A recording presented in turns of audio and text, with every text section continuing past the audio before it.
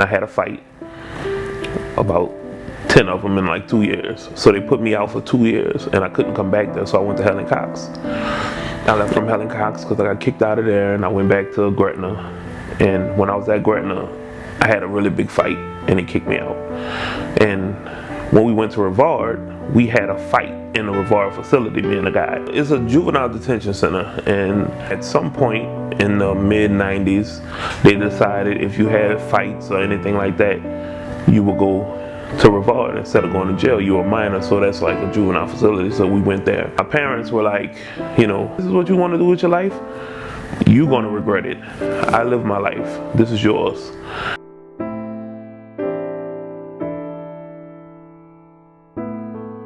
But when they took us to Angola and stuff we heard while we were out there, you know, and some of the, I was 13, I wasn't ready to hear that. I cried all night, and, you know, face down in my, you know, in my cell, on my pillow, I cried because I was like, I can't do this no more. You know, that was definitely the turning point for me. So that's how I explain to them, is that you do have potential and we recognize that, and it's we want you to be successful. This is another way that we're trying to push you to help you to be successful. Mm-hmm. Okay, so at the end of the day, y'all are going to do the stats on the groups. In the group that wins, we'll dwindle it down somehow. I'm sure y'all figured it out to one group, which is going to be approximately, if I'm looking at it with the amount of people, about eight.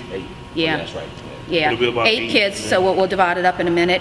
And what they get is next Thursday, they get to choose one of their friends here at school, and we're all going to walk for 6 and 7 period. We're walking them down to the bowling alley, and they get to do a whole bowling and lunch thing.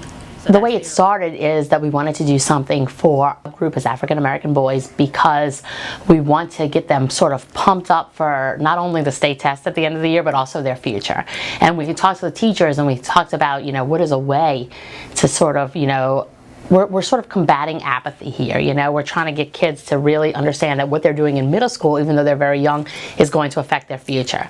So we actually designed the day, and Marcus Bourne, our school police officer, jumped on board and said, okay, we're going to get some guys. And then Angelo and Marcus are very close friends, and then he came to see us and told us about the nonprofit, and we had sort of put together some little things, you know, little obstacle course, and they said, cancel all that, we're going to take over.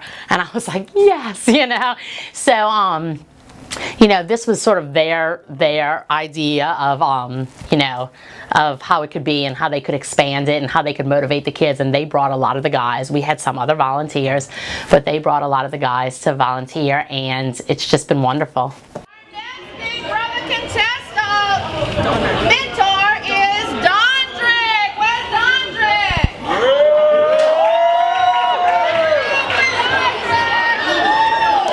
Here we go. Let's get Dondrick's team members. Delmetri Dickerson. Come on down. Well, I just think, you know, we're offering a lot of things for them in terms of, you know, extra help and stuff like that, but I also think it's important to see a positive male role model. You know, I'm a white woman, so I can, you know, the exact opposite of them. So I can, you know, try to think of things that will motivate them and inspire them and things like that, but I feel like, you know, a man coming in and really doing these fun sports activities and someone who is a good role model that, you know, has made a great life for themselves, they're going to be better at showing these kids the way sometimes than me. Right. It was important that we got those kids that were, you know, if we had 120 young black kids, that they saw black men standing in front of them. So it was men talking to young men. And it was important that it was just, but that also brings that bond, and that brings that barbershop type feel to it when it's just the fellas and we can just talk and show them by having it just be men, black men, you know, that look to the left, look to the right, black boys, look straight ahead, and we're a reflection of what you'll be in the next 20 years. If you realize I have to want more than to just be like everybody else that I see when I might walk out of my house standing on the corner. Right. Okay? So we're gonna take it off. Everybody stand right here to the fence. And you're gonna do it as many times as you can, okay? Alright. Uh-oh. Let's go, strong guy. Push it. Breathe. There you go. Push it. Yeah. Nice. Oh, that's see if you remember. Let's see if you remember. Let's see if you remember. Come on, remember. 1, 2, 3. Good? Come on, man. Let's get it clean. Let's do it clean. Let's do it clean. 1, 2, 3. We out of here. Good job. It's the first time I ever.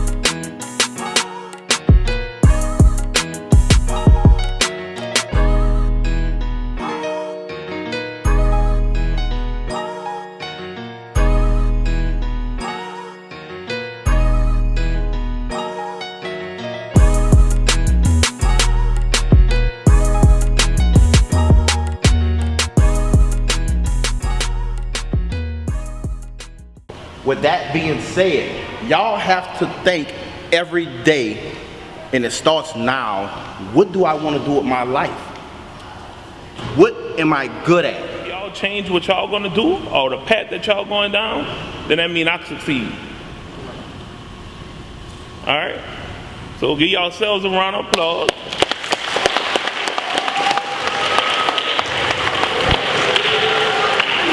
And I want everybody to slide in together, so we're gonna take one big picture with each other. From us trying to instill into them how important the schoolwork is, to just know that somebody cares, that it's not just you, that there are people that genuinely care, that doesn't have to, but we just do. That was one of the biggest things.